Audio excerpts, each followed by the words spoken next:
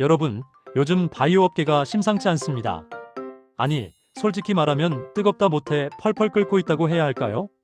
올해 하반기 들어서 바이오 기업들이 줄줄이 상장을 준비하고 있는데요. 그 열기가 정말 심상치 않습니다. 숫자부터 보시죠. 이달 초에 상장한 큐리오시스라는 회사, 들어보셨나요? 실험실 자동화 전문 기업인데요. 공모주 청약에 무려 2204대 1의 경쟁률을 기록했습니다. 청약 증거금만 7조 2,700억 원이 몰렸어요. 7조입니다. 이 정도면 정말 엄청난 관심이라고 할 수 있죠. 11월 13일에 코스닥 시장에 상장했는데 투자자들의 기대가 얼마나 큰지 알 수 있는 대목입니다. 실제로 2024년 한 해 동안 코스닥에 상장한 바이오 기업이 무려 21개나 됩니다. 이게 얼마나 대단한 숫자냐면 전년도에 11개사가 상장했던 것과 비교하면 91%나 증가한 겁니다. 거의 2배죠. 더 놀라운 건 이 중 76%인 16개사가 기술특례 상장 제도를 활용했다는 점입니다. 쉽게 말해서 재무 성과가 부족해도 기술력 하나로 상장에 성공한 거예요. 그런데 큐리오시스만 이런 게 아닙니다. 지금 11월에만 해도 여러 바이오 기업들이 공모 절차에 돌입했어요. 의료용 마이크로니드를 만드는 쿼드 메디슨, 항체 약물 접합체 개발 기업인 에임드 바이오, RNA, 신약을 개발하는 알지노믹스 같은 회사들이 모두 연내 상장을 목표로 박차를 가하고 있습니다. 12월에는 수술 로봇을 개발하는 리브스메드도 공모에 나설 예정이고요. 특히 에임드 바이오는 삼성서울병원 교수님이 창업한 회사인데 미국의 유명 바이오 회사들과 대규모 기술 이전 계약을 맺어서 화제가 됐습니다.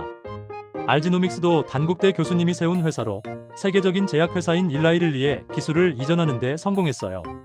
이런 성과들이 있으니 투자자들의 관심이 집중되는 것도 당연하겠죠. 더 재미있는 건 리브스메드입니다. 이 회사는 시가총액이 1조 원을 넘길 가능성이 높다고 하는데요. 그러면 이른바 유니콘 기업이 되는 겁니다. 기술특례 상장 기업 중에서 유니콘이 나오는 건 코로나 팬데믹 이후 처음이라고 하네요. 정말 의미 있는 순간이 될 것 같습니다. 상장 준비 단계에 있는 기업들도 많습니다. 10월에는 카나프 테라퓨틱스와 IM 바이오로직스가, 11월에는 유빅스 테라퓨틱스가 코스닥 상장 예비 심사를 청구했어요. 카나프 테라퓨틱스는 유명 글로벌 바이오 기업 출신 대표가 2019년에 창업한 회사로 여러 국내 제약사들과 협력해서 차세대 신약을 개발하고 있습니다. IM 바이오로직스는 항체 신약 개발사인데 미국과 중국의 제약회사들과 대규모 기술 이전 계약을 맺어서 업계의 주목을 받고 있고요. 유빅스 테라퓨틱스는 국내 최초로 표적 단백질 분해 기술 기반 치료제를 개발하는 회사입니다. SK바이오팜이나 유한양행 같은 대형 제약사들과도 협력하고 있어요. 2025년에도 상장 대기 중인 기업들이 줄을 서 있습니다. 동국생명과학은 1월에 수요 예측과 일반 청약을 진행할 예정인데 이 회사가 주목받는 이유는 뚜렷한 매출이 있다는 점입니다. 2023년에 1,201억 원의 매출과 85억 원의 영업이익을 기록했거든요. 대부분의 바이오 기업들이 실적 없이 상장하는 것과는 대조적이죠. 오름 테라퓨틱스도 눈여겨볼 만합니다. 이 회사는 미국의 브리스톨 마이어스 스퀴브과 버텍스 같은 글로벌 제약사들과 기술 이전 계약을 맺어 화제가 됐어요. 2월에 상장 절차를 밟을 예정이라고 합니다. 그렇다면 왜 지금 이렇게 많은 바이오 기업들이 동시다발적으로 상장을 서두르는 걸까요? 업계 관계자들은 지금이 기회의 창이라고 말합니다. 몇 년 만에 찾아온 IPO 훈풍이니까 물 들어올 때 노 저어야 한다는 거죠. 실제로 올해 거래소도 바이오 기업 상장에 우호적인 분위기라고 합니다. 그리고 이미 상장한 바이오 기업들의 성과를 보면 투자자들이 왜 열광하는지 알 수 있습니다.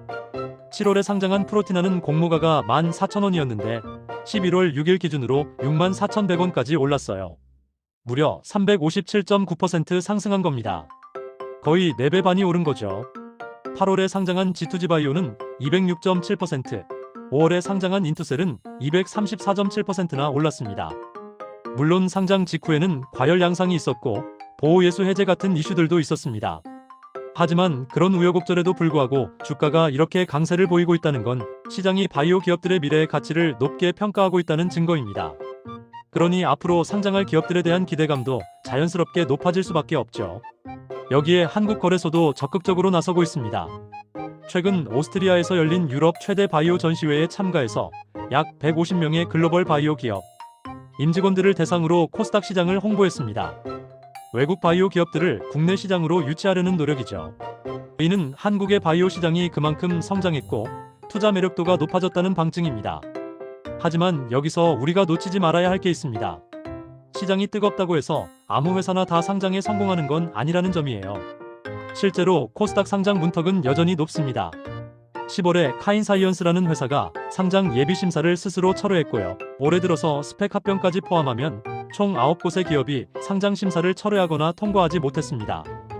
업계 관계자들에 따르면 거래소가 기술성 평가, 사업성, 재무 안정성, 임상과 허가의 검증 가능성 등을 보는 기준이 상당히 높아졌다고 합니다. 그러니까 준비가 제대로 안 된 기업은 아무리 시장이 좋아도 상장이 어렵다는 얘기입니다. 이른바 옥석 가리기가 동시에 진행되고 있는 셈이죠. 그런데 여기서 한 가지 생각해 볼 점이 있습니다. 지금 이 IPO 열풍이 과연 바이오 산업 전체의 건강한 모습을 보여주는 걸까요? 벤처캐피탈 업계에서는 우려의 목소리가 나오고 있습니다. 소수의 상장 기업들이 주가 상승으로 주목받고 IPO 시장이 활기를 띠는 것과 달리 실제로는 많은 바이오 기업들이 어려움을 겪고 있다는 겁니다. 이게 무슨 말이냐면 지금 보이는 화려한 모습이 일종의 착시의 효과일 수 있다는 거예요. 몇몇 성공 사례들이 너무 눈부셔서 그 뒤에 가려진 어려운 현실들을 보지 못하게 만들 수 있다는 우려입니다. 실제로 대다수의 바이오 기업들은 여전히 자금 조달에 어려움을 겪고 있고 임상 시험 비용 부담도 만만치 않습니다. 고금리 기조와 경제 성장 둔화 같은 거시경제 환경도 중소벤처기업들에게는 부담이 되고 있습니다. 그나마 긍정적인 건 삼성바이오로직스나 셀트리온 같은 대형 바이오 기업들이 탄탄한 실적을 내고 있다는 점입니다. 삼성바이오로직스는 2024년에 매출 4조 원을 돌파했고 셀트리온도 3조 원을 넘어섰습니다. 전통 제약사인 유한양행은 역대 최초로 매출 2조 원을 달성했고요. 이런 대형 기업들의 성장이 바이오 산업 전체의 든든한 버팀목이 되고 있습니다. 결국 지금 우리가 목격하고 있는 건 양면성을 가진 현상입니다. 한편으로는 정말 기술력 있고 잠재력 있는 바이오 기업들이 시장의 인정을 받으며 성장할 수 있는 기회가 열리고 있습니다. 투자자들도 바이오 산업의 미래 가치를 인정하고 적극적으로 투자하고 있고요. 이건 분명 긍정적인 신호입니다. 하지만 다른 한편으로는 이런 열기가 자칫 과열로 이어질 수 있다는 우려도 있습니다. 그리고 화려한 성공 사례 뒤에 가려진 많은 기업들의 어려움을 간과해서는 안 된다는 점도 명심해야 합니다. 바이오 산업은 본질적으로 긴 호흡이 필요한 분야입니다.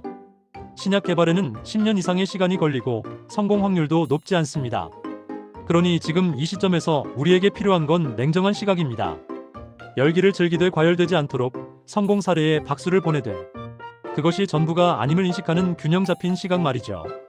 투자자들도 단순히 주가 상승만을 기대할 게 아니라 기업의 실제 기술력과 사업성을 꼼꼼히 따져봐야 합니다.